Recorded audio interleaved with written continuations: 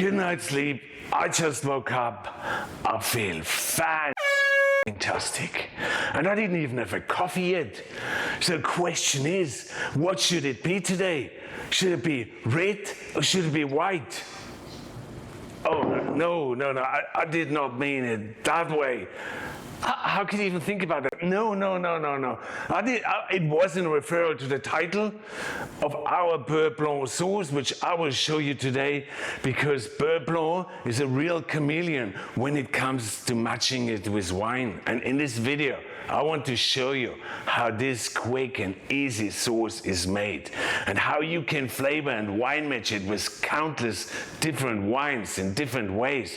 And by the end, I will show you some of the all-time classics, and soon you will be cooking Buerre Blanc like a real master chef. Now, first, a little bit of history and a few basic that you need to know before we cook it. Now, Buerre Blanc is derived from a sauce that is called Buerre Nantaise, and Buerre Nantaise was only known in Brittany and in the Loire Valley, and it was mainly made from Muscadet wine, and Muscadet wine in those regions didn't ripen fully. So it was turned into something that's called Verjus, and I guess that's why you have your explanation when you hear the phrase that wine tastes like vinegar. That's why some Buerre Blanc recipes will ask for vinegar, other ones for wine, other ones for Verjus, and sometimes a mixture of it. But realistically, you can use any wine or even fruit juice in case you need it for dessert. But what's much more important for you is to choose the wine for your sauce according to the wine you serve your sauce with. You know, for me, Buerre Blanc is a perfect quick fix to make a perfect sauce to match food with wine. Example, if I want to serve Grenache to my food for chicken or fish, then I make a Buerre Blanc with Grenache. I mean, it's not really true, because I don't like Grenache that much at all. But you know what I mean. So you could make your Buerre Blanc with Pinot Noir. I don't like Pinot Noir either. Anyway, and then you choose that wine, and then you serve the same wine, and you could serve that like a Buerre Blanc made from red wines with a crispy skinned fish. So, back to sauce Nantaise. Now, because of the recent introduction, it's not mentioned much in the traditional sauce cooking sort of thingy, you know what I mean? The sauce itself was always a bit of a mystery. It was never fully understood because of its trickery to make. Hence, Escoffier never added it to this whole mother sauces thing, you know?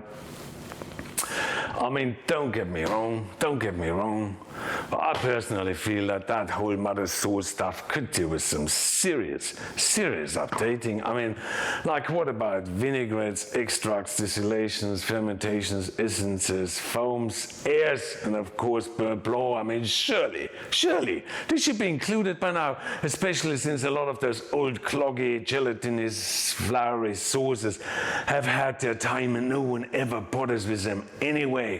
Anyway, that's my rant of today. So let's all turn back and be all positive again and agreeable. And by the way, thank you for listening. I mean, not many people take themselves the time to listen to a really good witch these days. So why is Buerre Blanc tricky to make, you ask? Well, if it's done by hand, you need to whisk the butter in, and to not be really careful not to break the emulsification of the butter, which can be a real challenge. The butter, on the other hand, needs to be super cold because that binds much better, which can cause temperature issues, and so on and on and on. And then the stick blender was invented, which made Buerre Blanc really achievable to everyone. And during the Nouvelle Cuisine, Buerre Blanc became, and sort of still is, the favorite sauce to many chefs, taking over the role of the velouté and the bechamel, and it was served to fish, and it was served to shellfish, and literally goes with anything. But there are a few things regards the stick blender I need to tell you. And if you want to know even more, then check out my online courses on Buerre Blancs, because I made a course on that. And if you translate Buerre Blanc, it literally means white butter. So hence, 1 or 2 tablespoons per serve is plenty, so don't overdo it. I remember the first time I made Buerre Blanc, I got it from a French cookbook. It was aniseed and saffron. And I served it with a fish terrine. I could not believe how good this stuff was. I ate it like I missed my finger, gone in and out. 2 cups. I ate it all up within an hour. I felt sick like a dog afterwards. But oh my God, you know those moments. It's like meeting the love of your life. And my love for Buerre Blanc was met then, and it hasn't slowed down to this day. I love making it. It's quick, it's simple, it's fast. So before we go on and make it, let's cover a few questions you might have when it's finished, because I always find answering them beforehand makes so much more sense because you can visualize it. So first, straining. Now you can strain it, you can leave the shallots or onions in. If you leave them in, they add a little bit of texture. They're a really good binder, which is nice if you serve it to meats, chicken, steaks, vegetables. And if you do strain it, you need to strain it after you blended the butter in, because the shallots or the onions will absorb a lot of the flavor of the wine and the vinegar. So if you strain it off too early, you lose a lot of flavor. You need to let those flavors seep into the butter and then you strain it off. What else? Herbs. So if you add herbs to your Buerre Blanc, only do that to the very last minute. There's a lot of acid in the sauce that will break down the green chlorophyll, the color, as well as the fresh flavors. And only ever use the best butter, because butter, that's all it is, isn't it? Yum. I mean, if your butter tastes rancid, your sauce will taste rancid too. Now to keep it warm, you can do it in a water bath. Ideally store it at 45 to 55 degrees Celsius, and you do that best in the oven with your lights on. And if you want to make it lighter, then you add 1 tablespoon of whipped cream just before the end of your serve it. And if you want to make it super light, you place your Buerre Blanc into a siphon. And if you want to be super safe and keep your Buerre Blanc hot for several hours, then I recommend you add 1 or 2 pinch of powdered lecithin when you mix the butter in to help it with the holding of the emulsion. Let's cook it now. Before I show you some amazing flavoring options, chop some onions or some shallots. Place the shallots or the onions into a pan, add some wine. Basically the wine you're going to go to serve with your finished dish. Add some vinegar if the recipe asks for it, over here. But do it slowly, till the bottom of the saucepan is just covered with liquid. If you have too little liquid, the sauce will split. So in that case, you can always add a tablespoon of water.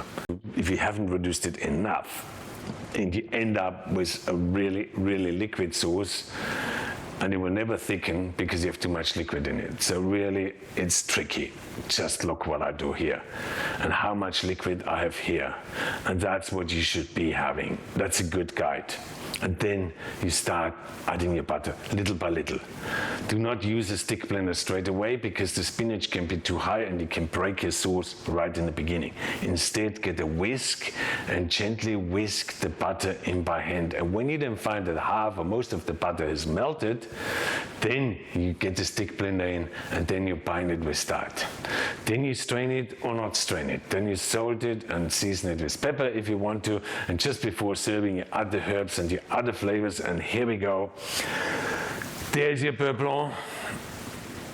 And here are a few other flavoring options to get your creative mind going.